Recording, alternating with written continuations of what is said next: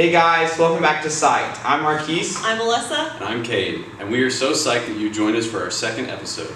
Today we're going to be sitting down with a special guest of our two-part series about music and psychology. Yes, I'm so excited for today's video. We're going to be sitting down with one of my favorite professors and friends, Lauren Buckner. Yeah, let's go. So, Lauren, would you mind taking a second to introduce yourself? Hi, my name is Lauren Buckner, and I teach the music ed classes here at the university. And in the past, I've been an elementary music teacher, and a choral teacher, and a music technology teacher. So I'm really excited to be here today. Yeah, we're so thankful to have you today. So now we're going to ask you some questions about your opinion on how psychology and music affect each other. So. Yeah, the first question we have for you is, how do you think psychology has an impact on your specific field of study? One of the things I love about music is that it really has a power to relieve stress. It really has a power to help bond people. And it's one of the ways that we pass down our cultural heritage is through music. And so music and psychology go hand in hand a lot of the time.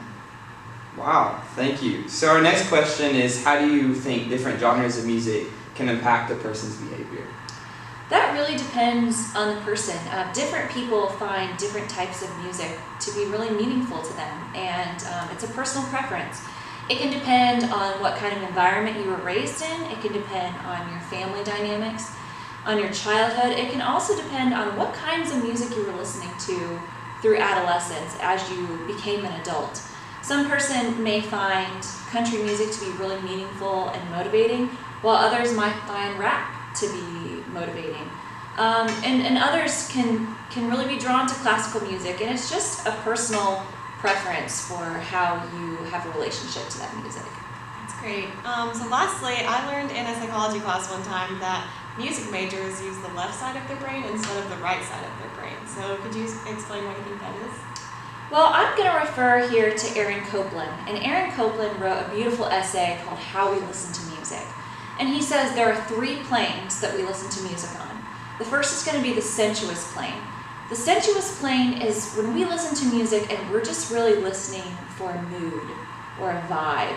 It's kind of the way we escape in music. So for example, when I'm going on a run, I like to listen to some really upbeat Def Leppard. Even though I have no idea what it means, I have no idea what instruments are being played, I listen to some upbeat music because it gets me hyped up and for a mood. So that's the sensuous plane. The next plane Aaron Copland talks about is the expressive plane. And that's when we are really trying to dive into the expressive content of a song. Maybe we're trying to think through how we express that song. Maybe we're trying to think through, what is the artist trying to communicate to me through this song? Either way, we're diving into the meaning of that song. And the next way is the musical plane. And this is what musicians tend to listen to the most, is the musical plane.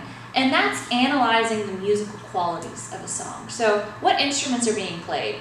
What is the range of the voice? What is the quality of the voice? What does the rhythm sound like? Are there any ostinatos?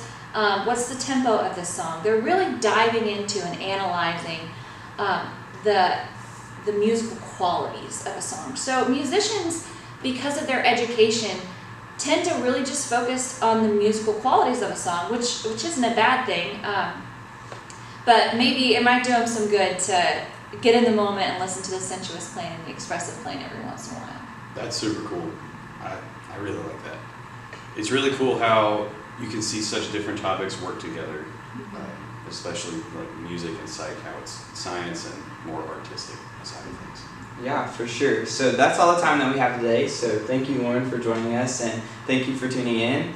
We just ask that you would like and subscribe, and come back next week as we sit down with Bryce Timmons as we enter to our second part of music and psychology. See you next time on PSYCHED.